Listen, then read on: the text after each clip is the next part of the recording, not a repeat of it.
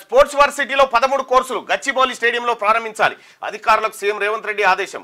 Skill varsity board తరహాలో sports board ఏర్పాటు. 2036 Olympics లో పతకాలే లక్ష్యంగా కొత్త స్పోర్ట్స్ పాలసీ. క్రీడాకారులకు ఇచ్చే ప్రోత్సాహకాలపై స్టడీ చేసి రిపోర్ట్ ఇవ్వాలని సూచన. స్పోర్ట్స్ పాలసీ ముసాయిదాపై review.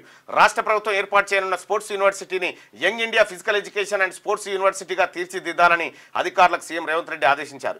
Young India skill varsity తరహాలోనే స్పోర్ట్స్ యూనివర్సిటీని పీపీపీ మోడల్లో నిర్వహించాలన్నారు. ఇందుకోసం కూడా ప్రత్యేకంగా బోర్డు ఏర్పాటు చేసి చైర్మన్ను నియమించాలని, యూనివర్సిటీకి స్వయం ప్రతిపత్తి ఉండేలా బాధ్యతలు అప్పగించాలని సూచించారు.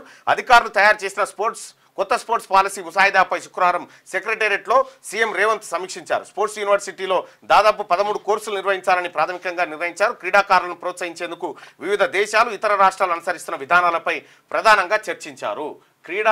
వివిధ రాష్ట్రాలు క్రీడా పాలసీని ఎట్లా అమలు చేస్తున్నాయి, ఏం కథ అనేది చర్చిస్తా ఉన్నారు. ఈడబ్ల్యూఎస్ కోటా కూడా ఇతర రాష్ట్రాలు ఎట్లా అమలు చేస్తున్నాయి అనేది కూడా ఒకసారి చర్చించారు సార్.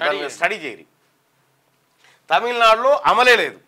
రాష్ట్రాలు క్లియర్గా చెప్పినాయి, మీరు అమలు చేసుకుంటే చేసుకోరు, మీ జనాభాను బట్టి లేకపోతే లేదంటే. 10కి 10 భారతదేశంలోనే హైయెస్ట్గా ఈడబ్ల్యూఎస్ కోటాల ఉద్యోగాలు ఇస్తుంది తెలంగాణనే. ఎందుకు ఇక్కడ ఇప్పటి వరకు బీసీలు ముఖ్యమంత్రి రాలే, బీసీ రాజ్యం లేదు కాబట్టి, బీసీలు అడగరు కాబట్టి, బీసీ ఎమ్మెల్యేలు ఉన్న టికెట్ల కోసం వాళ్ళ దగ్గర పడిగాపులు కాస్తారు కాబట్టి, ఇగో ఈ బానిసత్వంలో ఉంటారు కాబట్టి, ఇగో ఇది అమలు అవుతా ఉంటుంది అన్నట్టు. ఊకే బత్త 60 మొత్తం శాశ్వతంగా బతుకుదామని వచ్చిరా.